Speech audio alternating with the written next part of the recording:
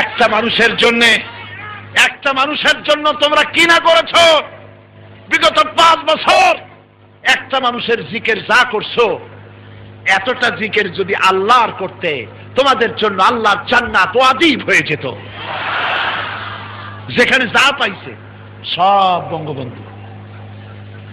নির্বাচনের আগে উত্তরবঙ্গ থেকে এক বিদেশি যাচ্ছে ঢাকায়, কোনোদিন বাংলাদেশে আসে নাই।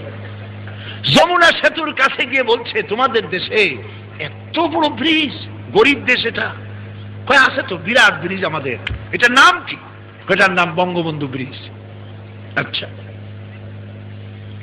ঢাকা শহরে প্রবেশ করে গুলিস্তানের মোড়ে বিরাট বিরাট বিল্ডিং দেখে অবাক হয়ে গেছে। এই জায়গার নাম কি?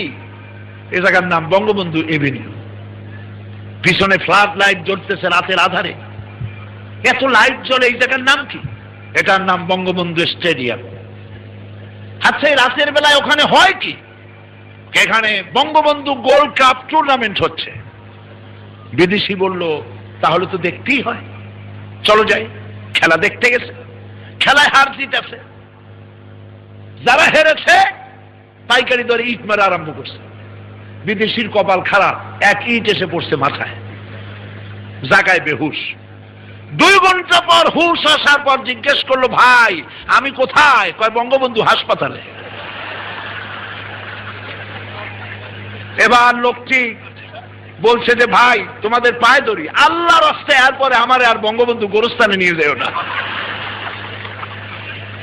আমার প্রিয় মুসলমানেরা, আয়নায় মুখ দেখুন, আয়নায় চেহারা দেখুন। 5 বছর একটা মানুষকে প্রতিষ্ঠার কাজ করেছেন, দেশ গড়ার কাজ করেন নাই। মুসলমানদেরকে নির্যাতন করেছেন, আলেমদেরকে নির্যাতন করেছেন, মাদ্রাসার ছাত্রদেরকে নির্যাতন করেছেন। আপনারা তওবা পড়ুন, আলেমদেরকে ভালোবাসতে শিখুন, মোহব্বত করুন মানুষকে, ভারতের পা চাটা বাদ দেন।